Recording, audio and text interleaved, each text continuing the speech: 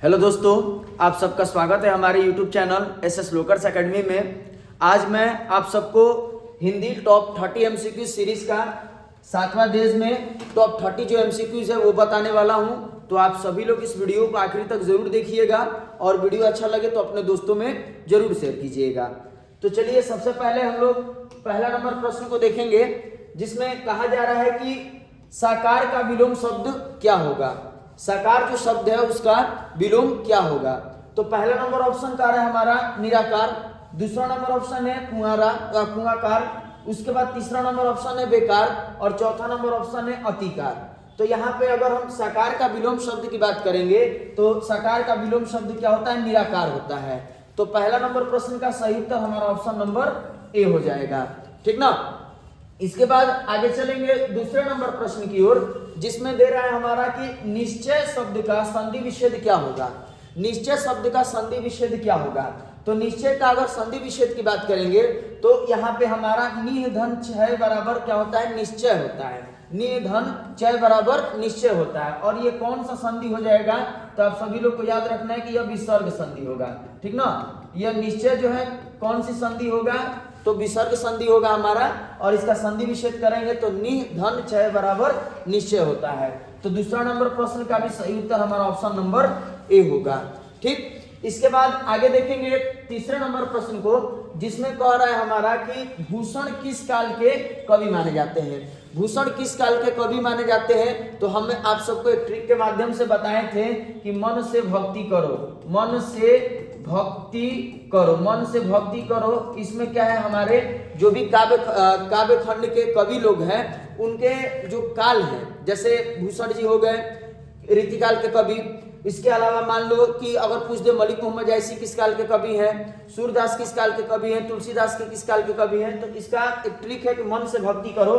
तो मन से मलिक मोहम्मद जायसी, न से नाभादास, यानी मलिक मोहम्मद जायसी से लेकर के नाभादास तक के जितने भी पाठ हैं वो सब कवि क्या कहलाएंगे, भक्ति काल के कवि कहलाएंगे। तो यहाँ पूछा जा रहा है भूषण किस काल के कवि हैं। तो भूषण ही केवल पाठ्य पुस्तक में क्या है, रीतिकाल के कवि हैं। बाकी अन्य कवि जो लोग हैं वो किस काल के कवि हैं, तो वो सारे कवि लोग आधुनिक काल के कवि हैं। तो हमारा जो है तीसरा नंबर प्रश्न का अगर सही उत्तर की बात करेंगे तो ऑप्शन नंबर ए जो है ये सही हो जाएगा, ठीक ना। इसके बाद आगे देखेंगे चौथा नंबर प्रश्न को, जिसमें दे रहा है कि देवता का पर्यायवाची शब्द क्या होगा। देवता का पर्यायवाची शब्द क्या होगा। तो देवता का पर्यायवाची की बात करेंगे तो वो हमारा देव होगा। तो चौथा नंबर प्रश्न का सही उत्तर हमारा ऑप्शन नंबर ए हो जाएगा, क्लियर। इसके बाद आगे देखेंगे पांचवा नंबर प्रश्न को, जिसमें कह रहा है कि रघुवीर सहाय का जन्म स्थान क्या है।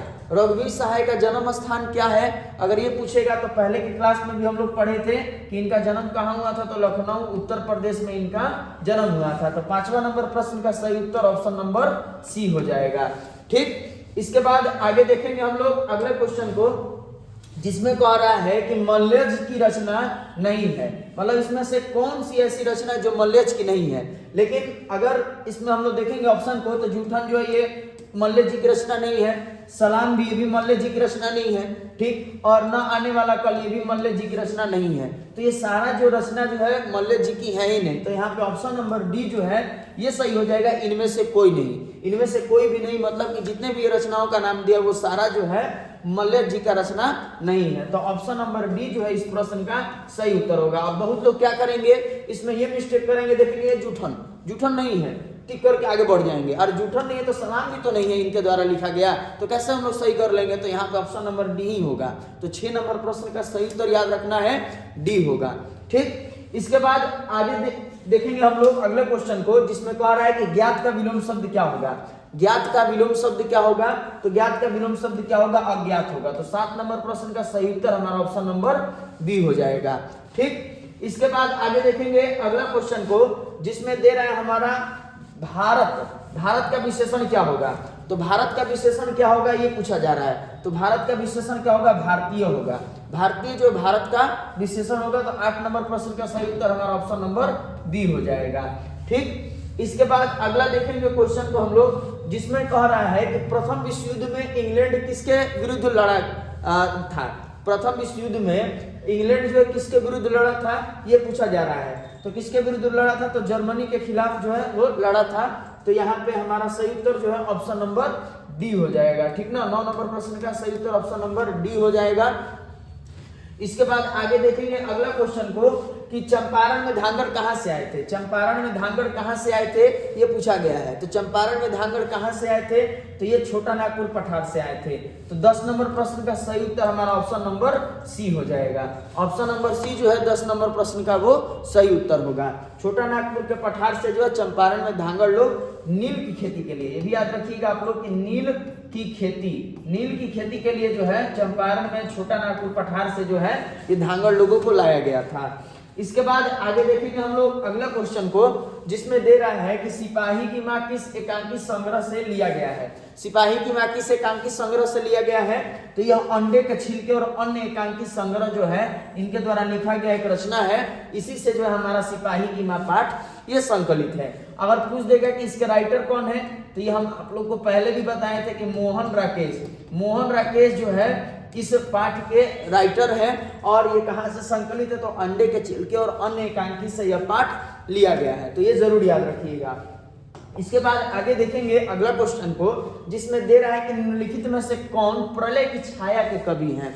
प्रलय की छाया के कवि किसे कहा जाता है तो किसे कहा जाता है, तो वो जयशंकर प्रसाद जी को कहा जाता है। तो तीसरा नंबर ऑप्शन जो है इस प्रश्न का वो सही हो जाएगा। ठीक, तो 12 नंबर प्रश्न का अगर सही उत्तर की बात करेंगे तो ऑप्शन नंबर सी होगा, जयशंकर प्रसाद को प्रलय की छाया कहा जाता है। इसके बाद आगे देखेंगे अगला क्वेश्चन को, जिसमें दे रहा है कि सलाम कहानी संग्रह के कहानीकार कौन है। सलाम कहानी संग्रह के कहानीकार कौन है, तो कौन होंगे, तो ओम प्रकाश वाल्मीकि जी होंगे। ओम प्रकाश वाल्मीकि जी जो है सलाम कहानी संग्रह के कहानीकार हैं।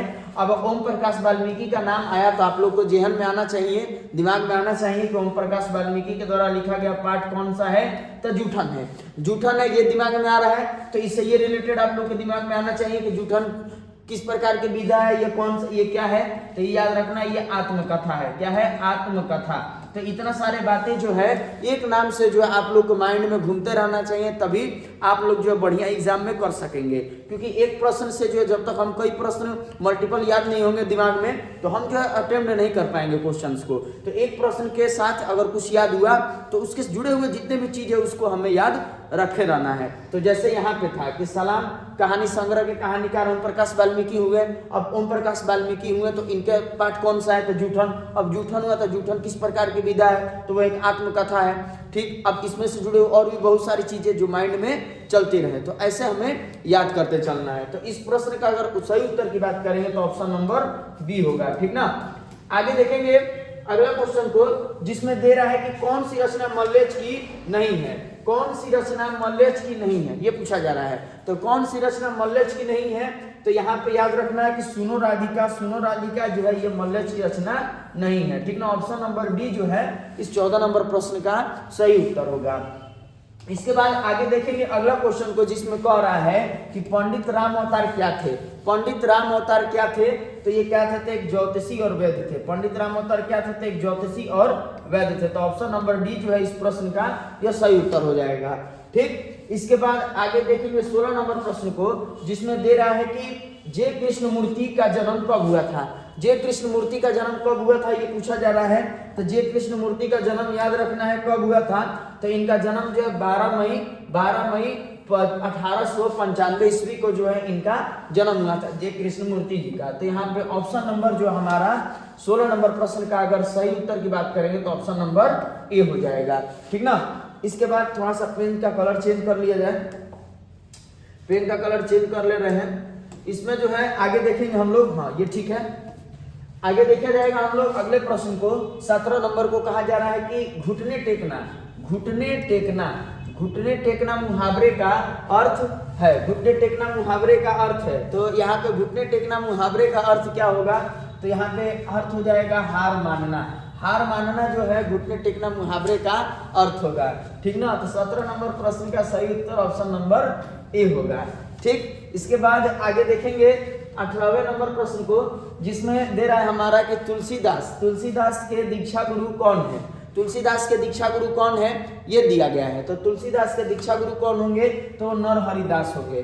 ठीक ना, नरहरिदास जो है इस 18 नंबर प्रश्न का सही उत्तर होगा। तो ऑप्शन नंबर बी जो है हमारा सही हो जाएगा।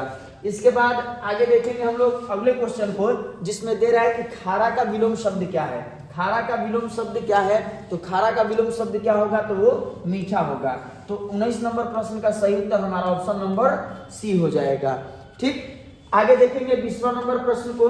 इसमें दे रहा है कि समाज का विशेषण है। समाज जो शब्द है उसका विशेषण क्या होगा, तो समाज का विशेषण क्या होगा, तो सामाजिक होता है। ठीक ना, समाज शब्द का विशेषण क्या होता है, सामाजिक होगा। तो ऑप्शन नंबर बी जो है इस प्रश्न का सही हो जाएगा। अब विशेषण क्या होता है, तो ये हम आप लोग को बताए भी थे कि जो शब्द संज्ञा या सर्वनाम की विशेषता बताते हैं उसे क्या कहते हैं, विशेषण कहते हैं। और विशेष से क्या होता है कि जिसकी विशेषता बताई जाए। किसकी विशेषता बताई जाए, तो संज्ञा और सर्वनाम। तो संज्ञा सर्वनाम क्या हो जाएंगे, विशेष से हो जाएंगे। और विशेषण क्या होगा कि संज्ञा और सर्वनाम की विशेषता बताने वाले शब्द हमारे विशेषण कहलाते हैं। ठीक ना, आगे देखेंगे अगले क्वेश्चन को, जिसमें कहा है कि उसने कहा था कहानी का नायक कौन है। उसने कहा था कहानी का नायक कौन है, तो उसने कहा था कहानी का नायक कौन है, तो याद रखना है नायक कौन है, तो वो लाहना सिंह है। लाहना सिंह जो है इस कहानी का नायक है। तो 21 नंबर प्रश्न का सही उत्तर हमारा ऑप्शन नंबर ए हो जाएगा। ठीक, आगे देखेंगे अगला क्वेश्चन को, जिसमें कहा जा रहा है कि पंचवटी में कौन सा समास है।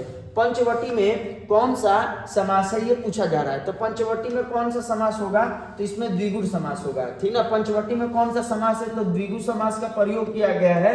तो ऑप्शन नंबर सी जो है इस प्रश्न का सही उत्तर हो जाएगा। आगे देखेंगे अगले क्वेश्चन को, 23वां नंबर प्रश्न कह रहा है कि तुलसीदास किस काल के कवि हैं। तुलसीदास किस काल के कवि हैं ये पूछा जा रहा है। तो तुलसीदास किस काल के कवि होंगे, तो ये हमारे भक्ति काल के कवि होंगे। ठीक ना, तुलसीदास किस काल के कवि होंगे, तो वो भक्ति काल के कवि होंगे। अब तुलसीदास नाम याद आ रहा है, तो तुलसीदास से कई बातें याद आ रही होगी। इनकी एक फेमस रचना है रामचरितमानस, ये याद रखना है कि तुलसीदास की रचना है रामचरितमानस। ठीक, इसके अलावा ये भी याद रखना है इस रचना इनके नाम से रिलेटेड कि इनको जो है क्या कहा जाता था, इनको जो है बचपन में इनको जो है राम बोला जो है इनका नाम पड़ा था। तो ये भी याद रखना है कि राम का नाम लिए थे इसीलिए इनका नाम क्या पड़ गया था, राम बोला पड़ गया था इनका बचपन का नाम। ठीक है, तुलसीदास की रचना कौन सी है हमारे पाठ्य पुस्तक में, तो वो पद है। ठीक, पद। तो इतना बात जो है माइंड में हमारा याद आना चाहिए कि इनका सबसे फेमस रचना क्या है, रामचरितमानस है। ठीक, राम बोला इनके बचपन का नाम था क्योंकि राम नाम का ही उच्चारण किए थे जन्म के समय, ऐसा मान्यताओं के अनुसार बताया जाता है। और साथ में जो इनकी रचना कौन सी हमारे पाठ्य पुस्तक में, तो वो पद है। तो ये जरूर याद रखना है। तो 23 नंबर प्रश्न का सही उत्तर हमारा ऑप्शन नंबर ए होगा।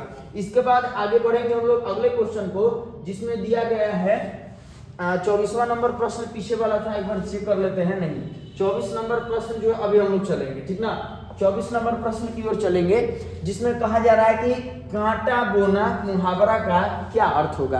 कांटा बोना मुहावरा का क्या अर्थ होगा, तो कांटा बोना मुहावरा का अर्थ होगा, ये समझना है हमें। कांटा बोना मुहावरा का अर्थ होगा हानि पहुंचाना। ठीक ना, तो 24 नंबर प्रश्न का सही उत्तर हो जाएगा ऑप्शन नंबर बी होगा। ठीक, इसके बाद आगे देखेंगे 25वां नंबर प्रश्न को, जिसमें कह रहा है कि कमल का जो है, कमल का पर्यायवाची क्या होगा। कमल का पर्यायवाची क्या होगा, तो कमल का पर्यायवाची होता है जलज होता है। तो 25 नंबर प्रश्न का सही उत्तर हमारा ऑप्शन नंबर ए होगा। ये याद रखना है कि कमल शब्द का पर्यायवाची जो है जलज हो जाएगा। ठीक, उसके बाद जो है आगे देखेंगे हम लोग कुसुम भी इसको कमल को बोलते हैं, ये भी याद रखिएगा आप लोग, उसका पर्यायवाची हो गया। आगे बढ़ेंगे हम लोग 25वां प्रश्न के बाद 26वें नंबर पे, जिसमें कह रहा है कि उपसर्ग का प्रयोग होता है। उपसर्ग जो हमारा है उसका प्रयोग होता है कहाँ पर, शब्द के प्रारंभ में, शब्द के मध्य में, शब्द के अंत में, या इनमें से कोई नहीं। उपसर्ग का प्रयोग कहाँ होगा, तो ये हम बताए थे आप लोग को पहले भी उपसर्ग और प्रत्यय के बारे में, कि उपसर्ग क्या होता है, प्रत्यय क्या होता है। तो उपसर्ग और प्रत्यय दोनों का मतलब हम बताए थे कि उपसर्ग में ये बताए थे कि वैसा शब्दांश जो किसी शब्द के आगे लग करके उसके शब्द का अर्थ में परिवर्तन कर देता है, तो उपसर्ग होता है। और प्रत्यय बताए थे कि वैसा शब्दांश जो किसी शब्द के अंत में लग करके उसके अर्थ में परिवर्तन कर देता है, यह हम बताए थे। तो यहाँ पे उपसर्ग का ही पूछा जा रहा है कि उपसर्ग का प्रयोग कहाँ होता है, तो जाहिर सी बात है कि वो प्रारंभ में होता है। तो यहाँ ऑप्शन नंबर ए जो दे रहा है वो कह रहा है कि शब्द के प्रारंभ में। ये तो बात ठीक लग रहा है। इसके बाद आगे देखेंगे तो दूसरा नंबर ऑप्शन में कह रहा है कि शब्द के मध्य में तो कहीं लगता नहीं है, तो ये ऑप्शन होगा नहीं। ठीक, इसके बाद कह रहा है शब्द के अंत में, तो शब्द के अंत में लगेगा तो वो तो प्रत्यय होता है, लेकिन यहाँ पूछा जा रहा है उपसर्ग, तो ये भी होगा नहीं। लेकिन और उसके बाद डी नंबर ऑप्शन कह रहा है कि इनमें से कोई नहीं, तो इसका कोई औचित्य होगा नहीं, क्योंकि पहला नंबर ऑप्शन जो हमें सही लग रहा है, तो ये भी होगा नहीं। तो इसलिए ऑप्शन नंबर ए जो है सही होगा कि उपसर्ग का प्रयोग जो है शब्द के प्रारंभ में किया जाता है। तो 26 नंबर प्रश्न का सही उत्तर हमारा ऑप्शन नंबर ए हो जाएगा। ठीक ना, आगे बढ़ेंगे अगले क्वेश्चन की ओर, 27वां नंबर प्रश्न में, जिसमें कहा जा रहा है कि प्रख्यात में कौन सा उपसर्ग है।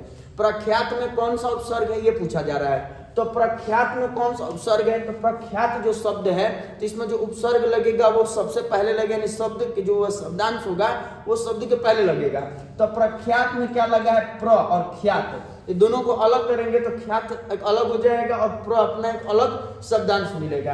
तो यहाँ पे हमारा जो है प्र उपसर्ग का प्रयोग किया गया प्रख्यात में। तो 27 नंबर प्रश्न का अगर सही उत्तर की बात करेंगे तो ऑप्शन नंबर डी हो जाएगा। तो प्रख्यात में प्र उपसर्ग का प्रयोग किया गया है। तो अगर ऐसा प्रश्न है तो वहां बताना है कि प्र उपसर्ग लगा हुआ है।